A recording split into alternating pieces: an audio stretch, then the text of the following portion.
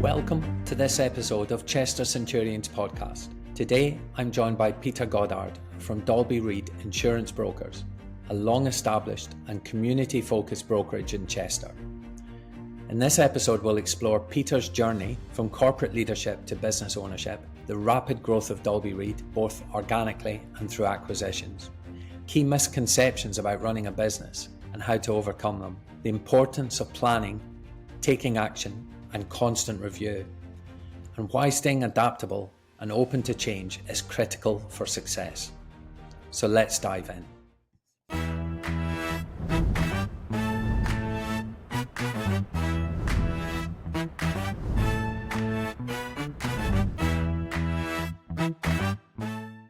So welcome, Peter. Welcome to the Chester Centurion podcast. Before we get started today, I'd love to know a little bit about the business and what it is you do. Sure. I work or co-manage Daulby Read Insurance Brokers. We've been based in Chester since 1975 as a business. So we've been here a long time doing insurance, mainly commercial insurance. Yes, we do personal lines, but it's usually an accommodation to everything we do on the commercial side of the business. There isn't many things we haven't insured at Daulby Read, and when we haven't, I want to go and find it because I want to go and do something different before. So, that's the benefit of Daulby Read. But Daulby Read have been in its current form since about 2008, and have been steadily marching along doing the same old thing since 2019. Then COVID struck, and then we all thought, oh dear, the world's going to change and we're all going to fall off of the planet. However, for us, it was an epiphany moment. We learned to grow inorganically and organically through COVID, which was a surprise. All the trade press was telling us we're going to go back 25%. At the start of it, I was sitting there thinking, which one do I say goodbye to? And none of that happened. In fact, we grew during it. We'd always been a broker, and it's an independent broker, community-minded broker, about 3 million GWP. Mm-hmm. And at the last count, we were 12, and at the end of this year, we'll be 14 million GWP. Wow. So since COVID, and that's early start of the organic growth and the inorganic growth that we started doing, we've just gone on a very strange but rewarding journey. It was surprising that we could get both inorganic and organic growth going at the same time. We were acquiring the businesses, but also we had a new sales strategy in place, and that was paying dividends, and that wasn't necessarily playing to our strengths as insurance brokers, but more to our strengths as salesmen. Mm-hmm. So obviously we've always done the insurance brilliantly, but that doesn't always mean you're good at sales. Most insurance brokers will try and tell you they are, but actually the technical nature of our work kind of leads you not into that world. But, we've done very well. We continue to grow. We are hoping that we make 2 acquisitions this year. At least one should be over the line by the end of the first quarter. Mm-hmm. So we're doing okay at the moment. I'd say doing okay is probably an understatement, Peter. But what inspired you to get involved with your own business? And what was that initial spark that led you on your entrepreneurial journey? It came to me quite late in life, actually, believe it or not. I spent the first 25 years of working in London in other people's businesses, working in the corporate world. We moved up here in 2003, and really it was to escape that corporate world. Mm-hmm. And I ended up working for other people, helping them run their businesses, and eventually managing other people's businesses. So in about 2015 came an opportunity to buy a significant stake in a business, which I did. And it was that ability to, as I said to you, it was very hard to change a business when you didn't own it. And actually, if you're not the one willing to take the gamble yourself, you shouldn't expect anyone else to take that gamble on the journey. Mm-hmm. So me and Simon, who's my co-partner in Daulby Read, we made some big gambles in 2016, 2017 that led to where we were in 2019. We had to change the mindset of not only ourselves but our business before we could actually make those leaps of faith and change into what we became. So for us, it was, I think, one of the things that people don't tell you when you become an entrepreneur, you actually need lots of advice. You know, I think everyone thinks that you can just think of it all, do it all yourself. I'd onboarded a couple of very key people in our industry figures, and they made me look at the business not as a insurance broker anymore, but as a business. And that was the real moment that we started to change direction, that we actually looked at it as a business and that we weren't the best technical insurance people in the world. It was actually we were the best insurance business in the world.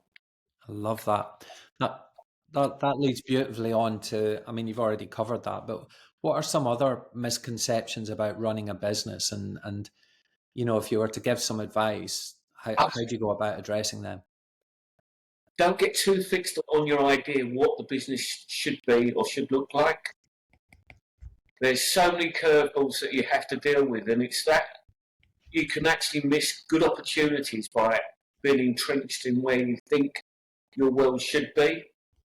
And for me, you're not always open enough to outside influences. There's so much in business now that's coming in down the line, AI, etc., etc. You know, if I sat there and went, well, business has always run this way and it's always going to run that way, do you know what, I'm going to miss out on something? And I think our experience sometimes is a downfall. It's good, but it can also be bad, because you can always think this is what the world looks like, and actually the world is a very fast changing place at the moment. So even in one of the oldest industries in the land, we're beginning to see changes.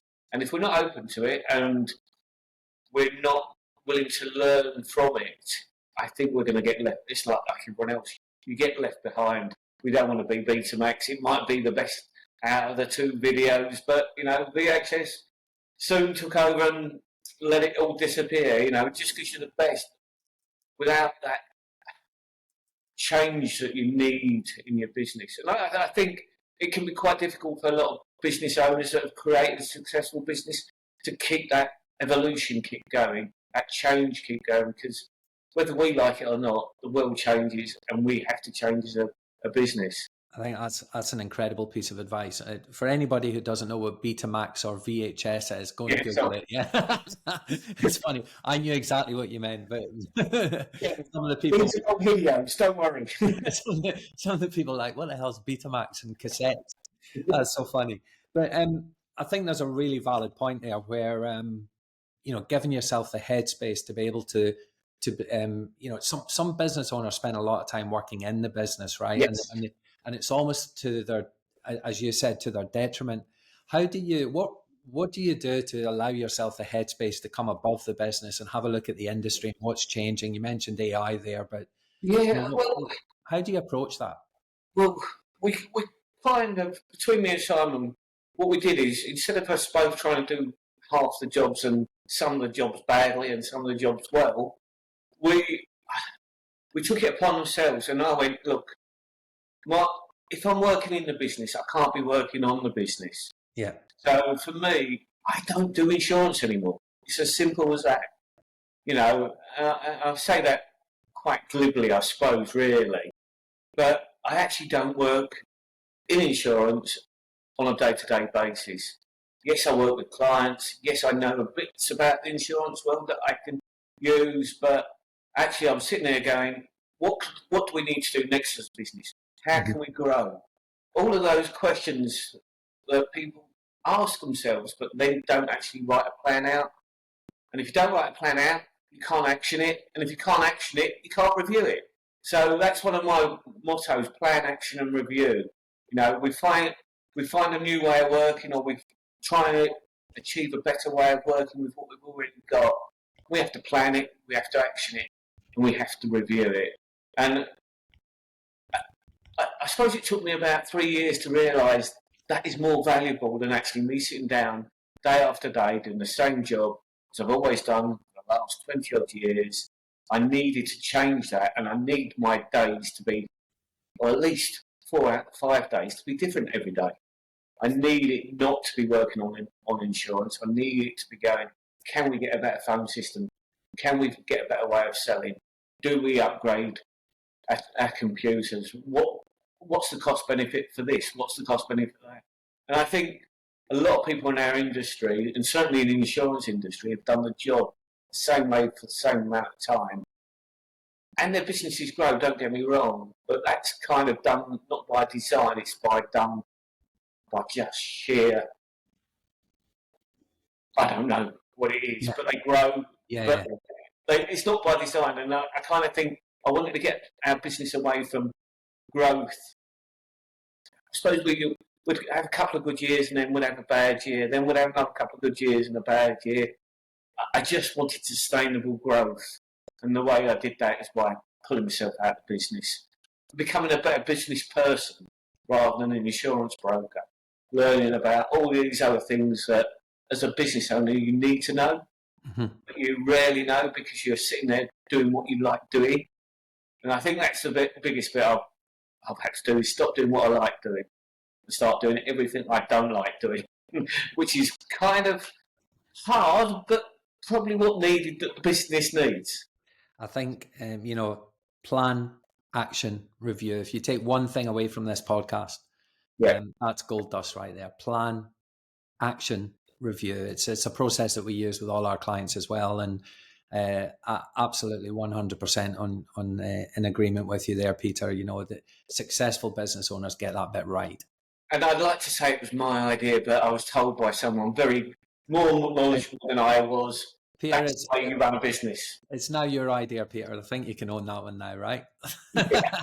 So I've not done it, but I can't. How do you maintain a work-life balance as a business owner? Do you have any personal rituals or habits that keep you motivated and focused? Well, I've always believed, how do I put this? A lot of business owners work on inspiration and being inspired to do things. Actually, I think having a habit of doing the same thing every day, plan, action, review, whatever you're doing, that habit is much more. Inspiration will give you peaks and troughs in your identity in a business. But having the habit of doing the same thing, the same time, it's just creating good habits. Okay. Making sure that you actually continue to, I suppose the best thing, it's like I'm quite anal about reporting. We run a sales organisation. We're always continually looking at what key measures we should measure, not just what the industry tells us to measure, not what the regulator tells us just to measure, but what actually makes the business move. How does it move? And again, this is part of the plan, action, reviews. It is that, well, how do we do the review? I don't want to do it on a gut feel. I want to know what it feels like, what the numbers are, so I can actually say, is that the way forward? Because if you leave the review down to the gut feel, so it's that habit of doing that review, I think, is the thing. Because I think we can all plan, we can all action. And once we got to that stage, we've convinced ourselves it's going to work. So without that, how do I measure the review? How does that look like? What should that look like? I think that's where, as a business owner, sometimes you struggle. Because you can only change what needs changing if it needs changing. But, sorry. No, I mean, forming habits that work and yes. being, being diligent about that and disciplined about that and just making sure that, if it works, why stop doing it? And I can't remember where I heard it, but boring is profitable and drama is not. right? So Yeah. those habitual habits that just work, and having a Yes. boring business that is growing, is a beautiful thing. And actually, I suppose it is having boring habits. But, you said about the work-life balance. Well, I probably haven't got one, if I'm Mm. being brutally honest. Mm. I grew up a docker's son, and my dad was all about hard graft, long graft. I don't mind doing hard graft. I try to use my brain as well, but he Mhm. didn't have to. Um, and I just think sometimes you succeed by working harder. I Mhm. think it's the old Cristiano Ronaldo uh, scenario. He sits there, he's in a training at 6:30 when everyone else is still tucked up in bed. And he's still leaving last as well. But it Mhm. doesn't matter that he's the best footballer in the world or the second best footballer in the world. He's going to do that every day of his football career Mhm. until his football career stops, at Mhm. the end of the day. So I think that boring habit of that he's got, by God, I'm Yeah. not a Man United fan or a Cristiano Ronaldo fan, but those boring habits certainly have worked for him. To be able to play long into his 40s now. He's Mhm. going to be yes, you might argue it's not at this standard or that standard.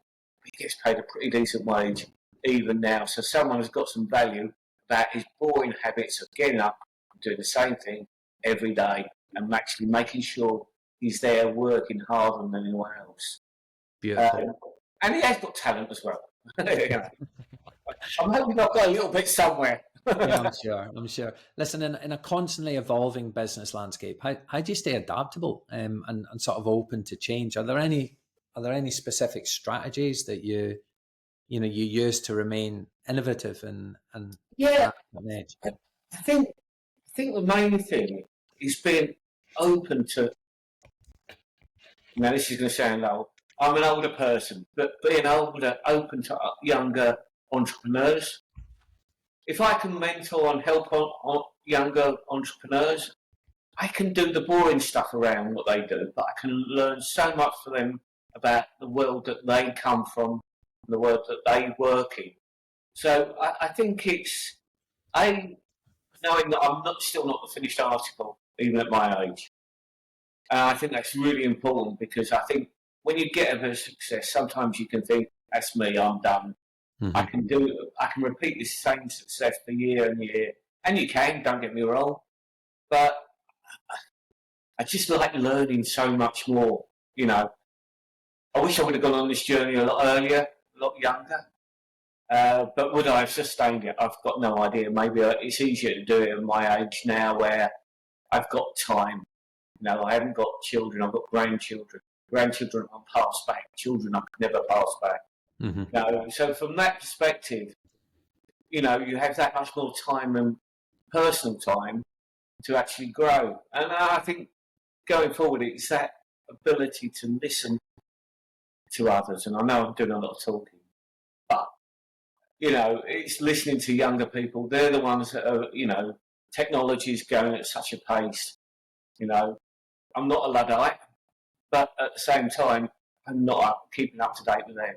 So they will drag me through that period, hopefully. And I can do that by imparting, hopefully, some of the things not to do in life, the things that experience teaches you that you probably can't get in youth. It doesn't matter how successful you are, even if you're a Mark Zuckerberg, yes, you might make money, but there would have been lessons that he would have learned or needed to learn and probably just needed a mentor to do it. So, yeah, I try and get involved with young businesses that are starting up, just so I can see what they're doing and if that can help benefit me.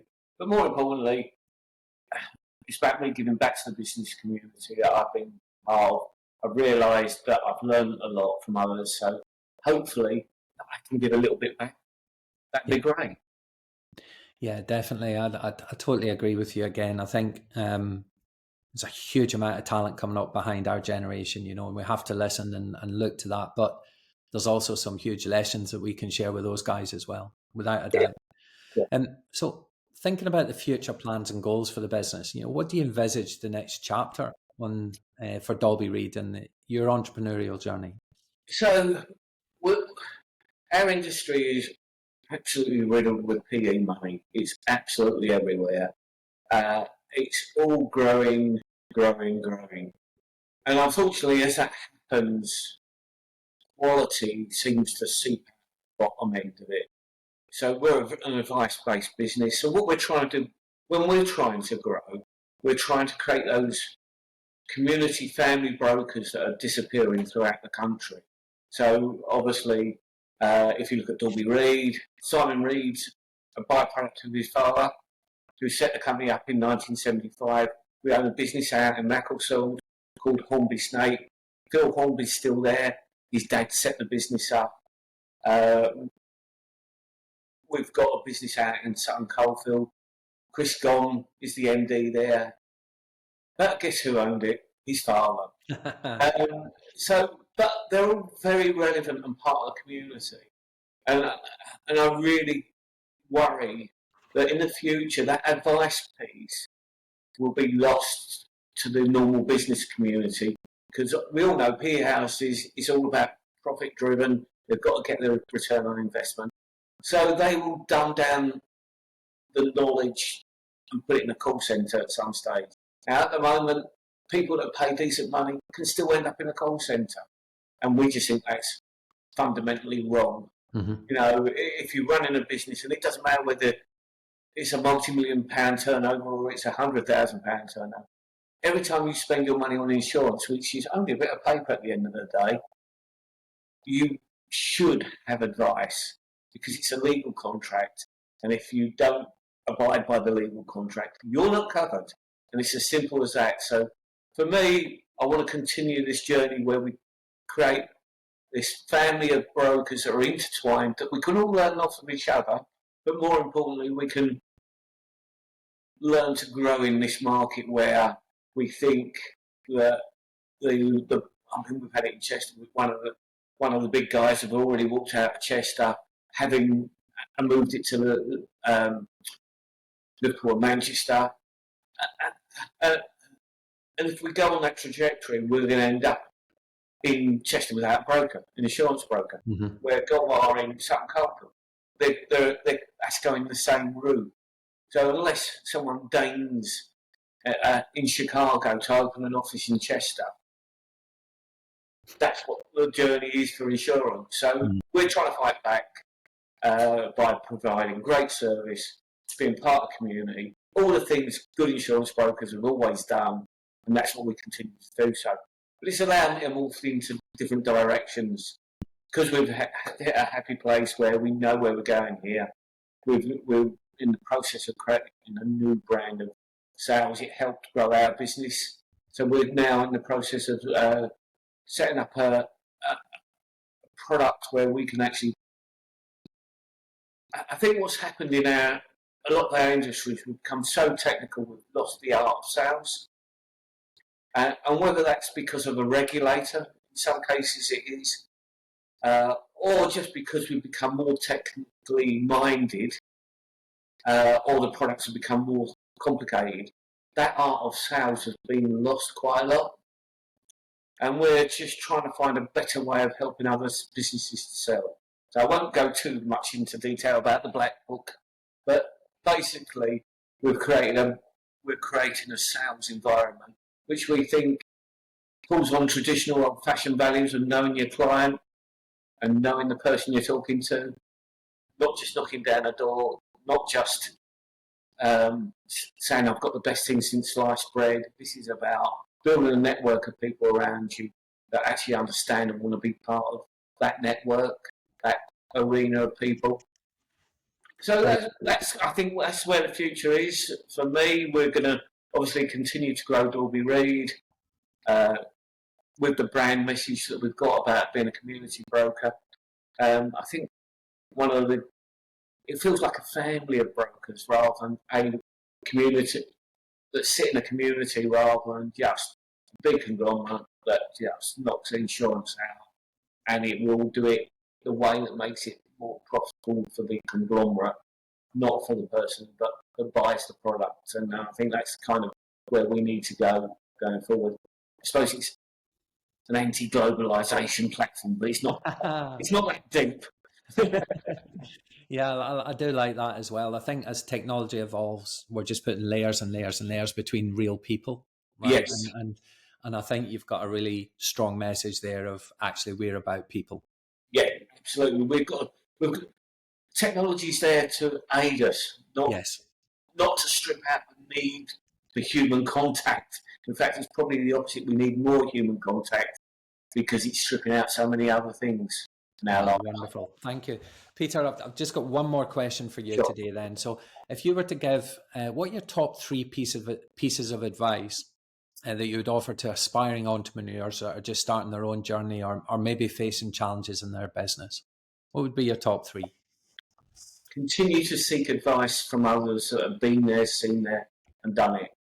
Beautiful.